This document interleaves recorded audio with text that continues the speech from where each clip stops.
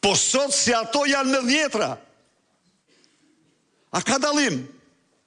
Nga televizioni shtetëror i dikurshëm, Top Tuneli,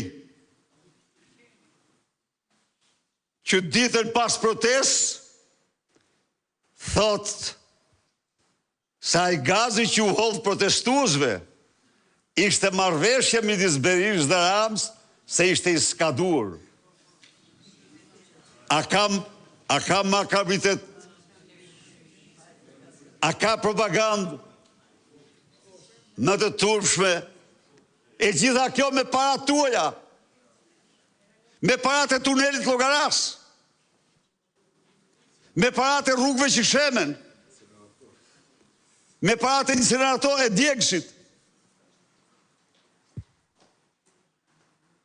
Po ky është vetëm një minuskull, një gjë e vogël në propagandën e tyre gjigandre kundra opozicës, kundra jush.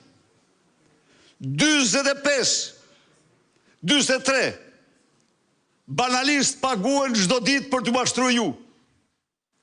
Për të mashtruar qytetarët, për të mashtruar, për të gënjur, për të zvogluar krimet e qeverisë, për të mbrojtur. Pra, kjo censur e trejkalon disa herë atë të diktaturës. Sepse në diktaturë ne ndiqim zërin e Amerikës. I vind ta zhurme si vinte, por ne e kapim zërin e Amerikës, është e vërteta. Radio Vatikanin të tjerë për prishim ndonjëherë gjersa u ndërprej BBC-a pas e ndërprej. Pra, këto vend një popull të tërë në censur, në terrë, në mashtrim, dhe një e titujt. Çfarë titush? Ju shkojnë nga zyra e kryeministit. I shefi propagandës ti ja ka mbath si delinkuent narrativ. Sa po doli implikuar se villte çonte mysafir tek e shtetit tek restoranti i vet.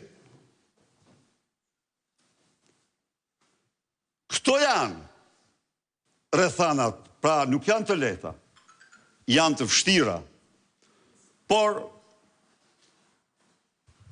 ne vim në këtë kilometrin e fundit dhe ta kemi të qartë ky është kilometri i fundit. Po.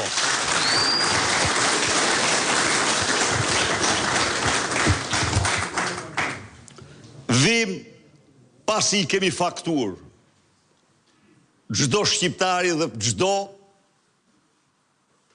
qytetari të lirë, zyrtari të lirë në Europë dhe në botë. Se Edi Rama nuk bën zgjedhje, po bën fars. Dhe ju e pat vetë, Departamenti i Shtetit nuk dërgoi urim duke shpjeguar se ne urojmë vetëm zgjedhjet e lira.